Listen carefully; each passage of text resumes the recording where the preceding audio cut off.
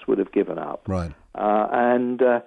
But we were beginning to be a bit resigned to the fact that these things weren't going to start. I mean, we'd gone from 37,000 down to about 13,000 before the first one did ignite, and it wound up very, very slowly, just as it had wound down. All four wound down very slowly, as they were choked, I suppose, by the ash. But number 4 wound up very slowly, as did number 3. It came back about a minute and 40 seconds after the first one. But 1 and 2, when they came in 30 seconds later, they came in with a gigantic roar. Vroom, they came in, and that was more like the simulator. While you were trying to start the engines in the back, the folks were seeing great sheets of flame. They must have been terrified. I would have been. I mean, I just think that they must have been absolutely petrified, because the first-class passengers knew very little about it. They were mostly asleep. In the club class, the blinds were down. They'd finished the meal.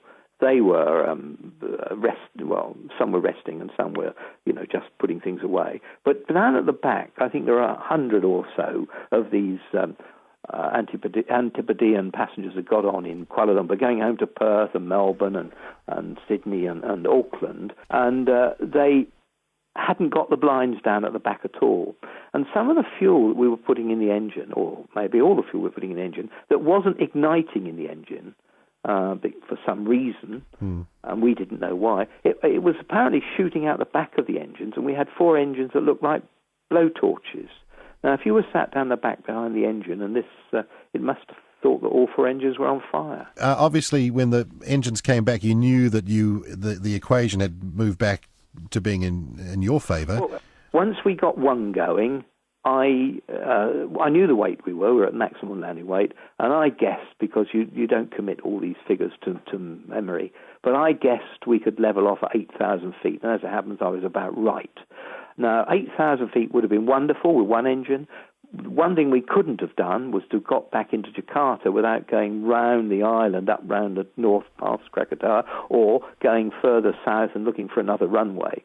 So that was our option. Once we had one engine going, we knew we were in with a chance. And obviously the other 3 came in not long after that. With 2 engines going, I knew we could level at about 12,000 feet.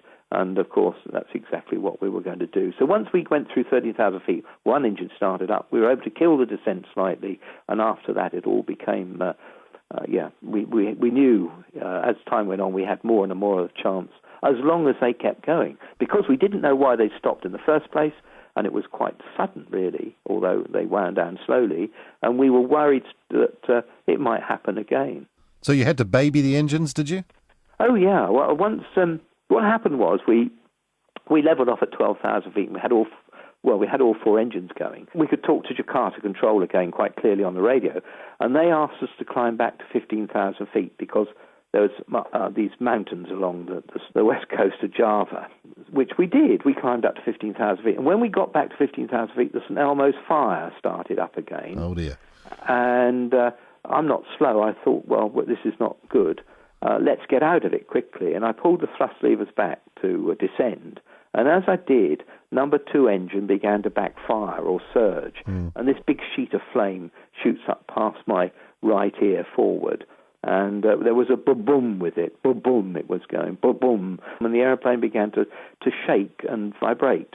And I have to say, I thought at one stage it was such that the engine might shake itself off the wing, because they're only held on by a couple of bolts, aren't they? Yes, yeah. And when you've had 4 engines going, no engines going, you're very reluctant to shut down an engine, I tell you. However, we had to, so we're back on 3 engines then. Once we'd had that surge, I persuaded the other 2 to gingerly open up the other 3 thrust levers, very gingerly, set on a decent power, and we were going to fight that power with drag. We were going to put the undercarriage down early, the flaps out, use the speed brakes to slow us down and get us down. Then we wouldn't have to touch the engines at all, because I'd realised they were unstable. Now, when we turned back in, we were given a radar steer from overhead the airfield, outbound, descending. We turned back in and were coming in towards Jakarta, towards the city of Jakarta at 2,500 feet, to turn left to do a landing. We'd been in Jakarta 3 or 4 days before, so we thought we knew where the airfield was in relation to the city, and it wasn't there. We couldn't see it. It was just a big black patch. So I said to the first officer, ask them if they've got their runway lights on.